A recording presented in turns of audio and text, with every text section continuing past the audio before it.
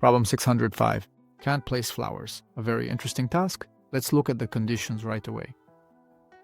That is, we have a certain number of empty pots. We have seedlings that need to be planted. Flowers can already be planted in these pots.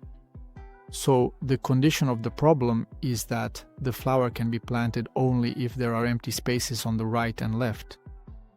So, for example, here we have a flower.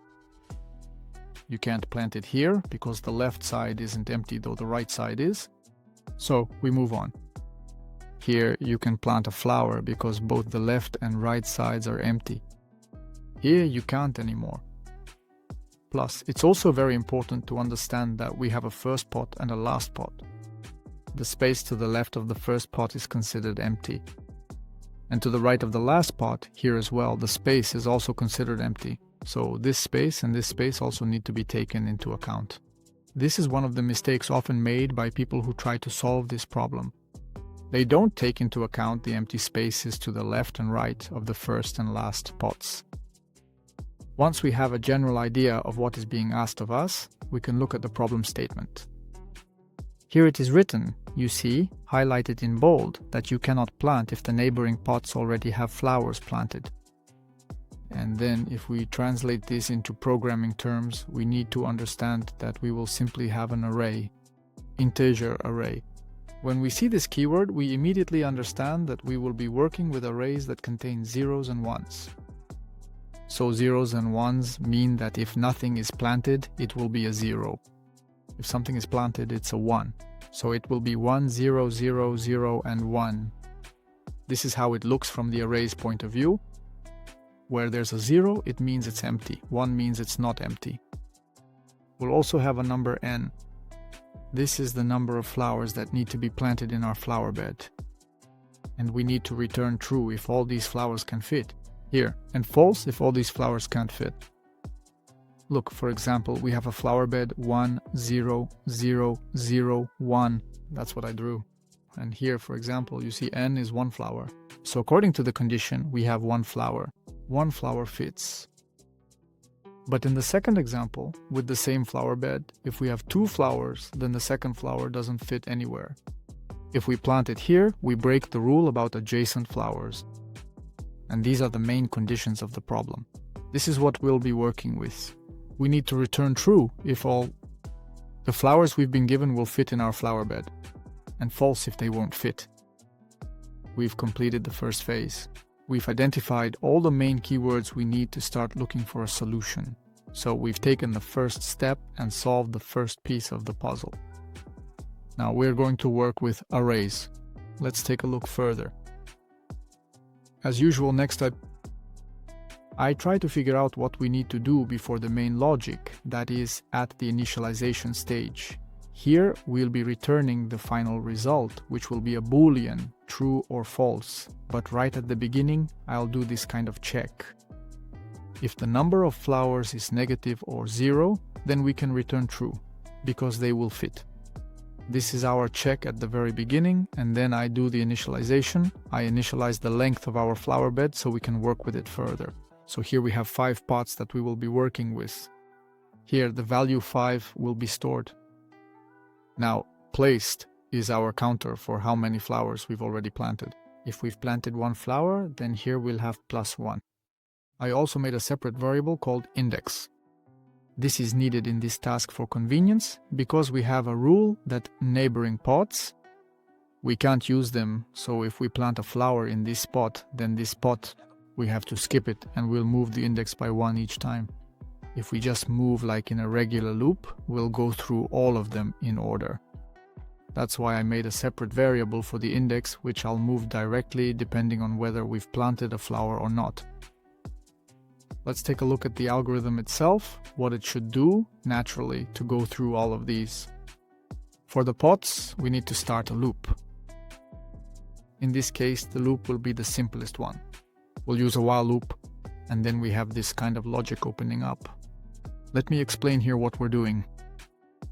Of course, you could make this a bit shorter here, but I'm deliberately using separate variables to make it easier to understand. So here the fundamental logic is that when we carefully consider and take some action, We need to check a certain spot to see if the left side is free, if the right side is free, and if the spot itself where we're going to place the pot is free. That's why I created the variable left empty, which checks if the left side is free. Pay attention here, this is a very important point. We need to check, if this is the first element, then by default the left side will always be free. That's why we immediately return true here if the index of the current element is 0. In other words, if it's the first pot, the left side is always free. Or if it's not the very first element in the sequence, but rather any of these other subsequent elements, then we meticulously check if the immediately preceding element to the current one is completely empty, meaning it is precisely equal to nothing at all, 0. So for example, if we have it here, then the value of the previous element is 1 because there's a flower here. If the current element is here, then the value will be 0, meaning it's empty. And that's why right here, left empty returns either true or false, depending on the conditions in these two places. Next, the actual pot where we're going to plant is the current element. Then here, basically using this kind of construction, we check whether the current element where we are now is empty or not. And the element on the right. Here, basically the logic is about the same. Here we check, if we're on the last pot, then the right side will always be empty, so we can return true. But if it's just a regular pot, any pot before the last one, like this one, then we simply look at the next one. If we're here, then we check whether there's something in the next pot or not. And we simply check for 0 everywhere. 0 in this context means you are able to plant, while 1 clearly indicates you cannot plant, and then we proceed through each individual pot we have, carefully gathering relevant data about the adjacent neighbors on the immediate right and the immediate left, and then we perform this essential kind of check. If we have true everywhere, that is, if we have true on the left, true on the right, and true in the middle, then it means we can plant the pot. We plant the pot with help. This is the design. We, please note, do not simply count the number of those planted. We actually replace them. 0 on 1, and thus we are, as it were, technically planting. Here is the flower itself. Well, and then we increment our counter by 1, meaning we've planted and increased the counter by 1.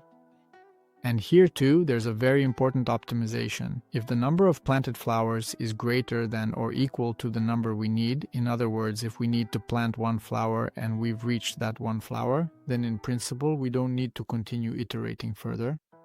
So we won't go any further here. This is a very good decision to avoid unnecessary actions. And with this kind of construction, we achieve that. If not, then the program won't enter this part, the algorithm, and we move our pointer not to the next one, but skip 1 ahead. You see, we have index plus equals 2. So, if we plant a flower here, we skip this one, because it doesn't suit our needs. We jump over it. And then we check the next one, using this kind of construction. So here, if any of these indicators, on the left, in the middle, or on the right is false, then we simply move on. That is, we keep moving until we find a spot where we can plant a flower. And we perform these kinds of manipulations. When we've gone through all our elements, we do one last file result. If the number of flowers we've planted is greater than or equal to the number of flowers we need to plant, that's it. And if we've planted all the flowers we need, for example, if we only had 1 flower like this, so if we've planted everything and there's nothing left, we return true. If we still have some flowers left, but we've already gone through everything, through all the pots that were given to us, then we return false. This fully matches the problem's requirements. And with this kind of solution, you can solve the problem. So here, once again, at the first step, we did a keyword analysis. At the second step, we worked on initializing and preparing for the solution. And at the third step, we actually wrote the logic itself. By breaking the big task into small pieces like this, we divided it into manageable parts. Well, here, there's nothing particularly complex or specific in this problem, so I didn't really use any special tools here. It's pure logic and straightforward coding. But stay with me a bit longer, and I'll show you how this looks in the logs, how this algorithm works. Don't go anywhere. This is what the logs look like. Let me show you. So, as you can see, our main array is 1, 0, 0, 0, 1. And we need to plant 2 flowers. So we start planting the flowers. So, as you can see, we're checking if there's space on the left or right. I've written the logs, so I can see the value on the left. On the first index, there's no space on the left. Then there's a 1, then a 0. And so on, and then we get true, false, true, we skip it, and then again it's false, true, true. We skip it again. And only when we see true, true, true, that's when we can plant. Right here we plant the flower, and then our logic continues, showing that we've planted a flower. And here it says that up to this point, only 1 flower has been planted, but we need 2, so we move our pointer 2 cells forward, and the next index will be 4. And at index 4, it turns out we also can't plant. And our flower bed ends here, and as a result, the final result is false, because we only planted 1 flower, but we needed to plant 2. This is our result, this is this example. Now let's look on the left. I'll make another example and rerun it. So here we get slightly different logs. Here everything is skipped as well. And here we already have true, true, true. And we planted a flower again. But since our final result is that we planted 1 and needed to plant 1, we return true. As I already said, I highly recommend writing everything out like this. Doing it this way in the logs really helps everything fall into place in your mind. And you're not just repeating after me as I show you how to solve this, but by working through every line you've written in the code like this, you naturally start to understand it better and you actually begin to remember it, so later you'll be able to apply it. If you're interested in getting my files for my preparation, then follow the link below. And there you'll be able to access all the problems that I solve and post directly. All the solutions with all the logs and additional materials for every problem. LeetCode 75. Be sure to subscribe to my page and check the links in my profile. There you'll find a huge amount of extra materials and full reviews that will save you time while learning algorithms.